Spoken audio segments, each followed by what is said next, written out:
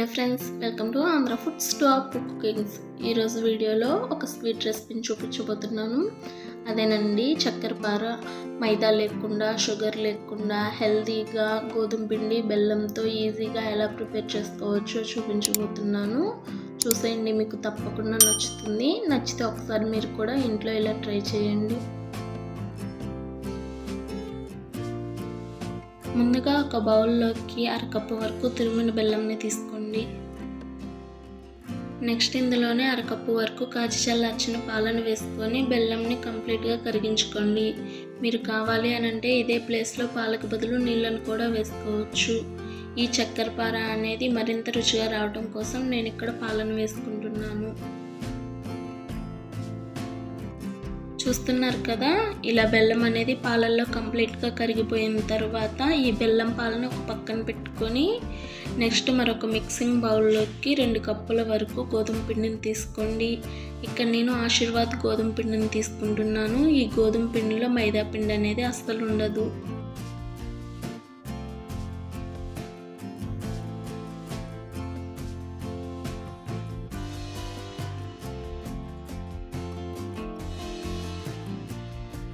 తర్వాత ఈ గోధుమ పిండిలోకి చిటికెడు సాల్ట్ని వేసుకోండి.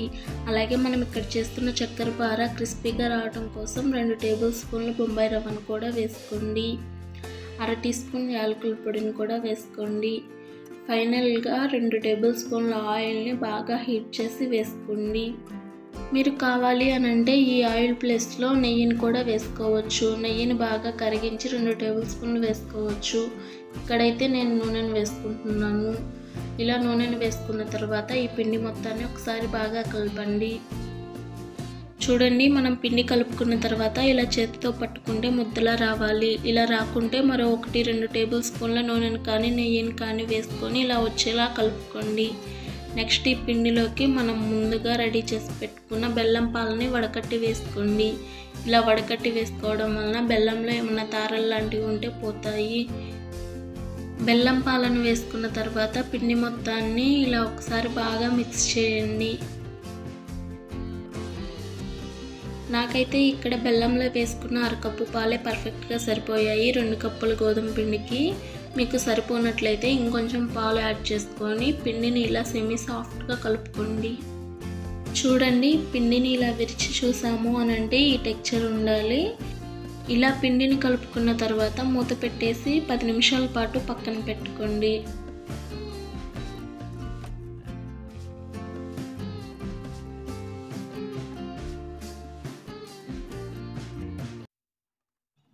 పది నిమిషాల తర్వాత మనం కలిపి పెట్టుకున్న పిండి మొత్తాన్ని 2 భాగాలుగా చేసుకొని ఒక భాగాన్ని రౌండ్గా రోల్లా చేసుకోండి.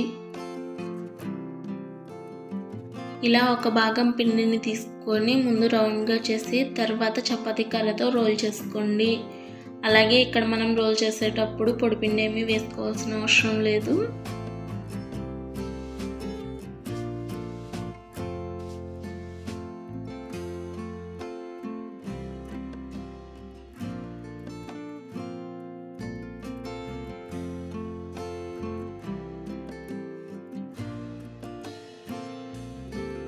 చూస్తున్నారు కదా, ఇలా రోల్ చేస్తున్నప్పుడు మరీ మందంగా కాకుండా అలాగని మరీ పల్చగా కాకుండా ఇలా కొంచెం మీడియంగా వచ్చేటట్లు రోల్ చేయండి.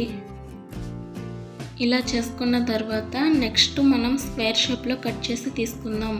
మీకు కావాలి అనంటే ఇలా స్క్వేర్ షేప్లో అయినా కట్ చేసుకోండి, లేదంటే డైమండ్ షేప్లో అయినా కట్ చేసుకోండి.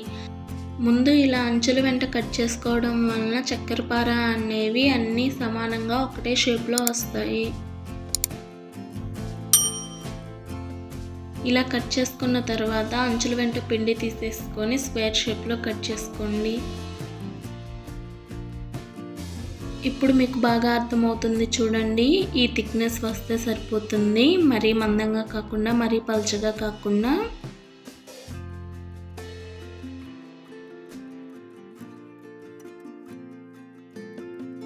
ఇక్కడ మనం చేసుకుంటున్న చక్కెరపార హెల్తీగానే చేసుకుంటున్నాం కదా, గోధుమ పిండి బెల్లంతో. పిల్లలకి స్నాక్స్ బాక్స్లో కూడా ఈజీగా పంపేయచ్చు, ఏ ఆలోచన పడకుండా. మైదా పిండి చక్కెరతో కాకుండా మీరు కూడా ఇంట్లో ఒకసారి ఇలా గోధుమ పిండి బెల్లంతో ట్రై చేయండి, మీకు తప్పకుండా నచ్చుతుంది.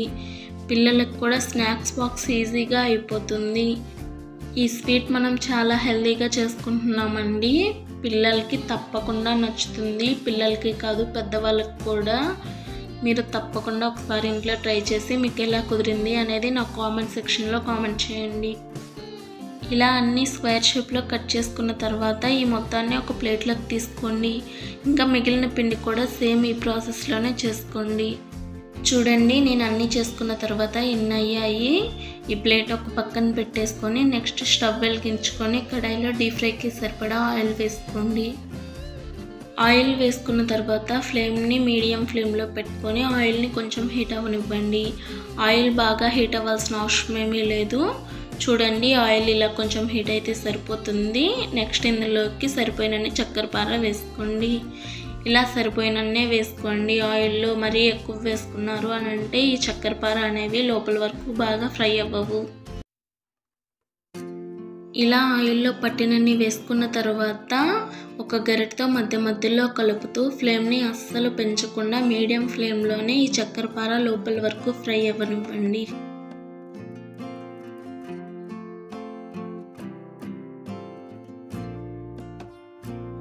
ఇలా మధ్య మధ్యలో కలుపుతూ మీడియం ఫ్లేమ్లోనే బాగా లోపల వరకు ఫ్రై అవ్వనివ్వండి.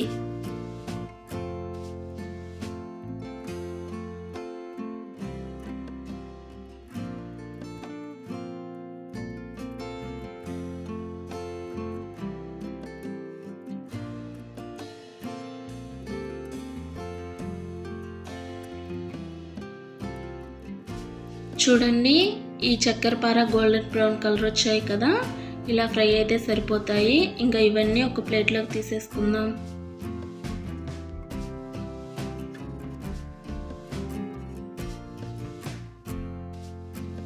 ఈ చక్కెర పార అనేవి వేడి మీద కొంచెం మెత్తగానే ఉంటాయి. కంప్లీట్గా చల్లారిపోయిన తర్వాత గట్టి పడతాయి.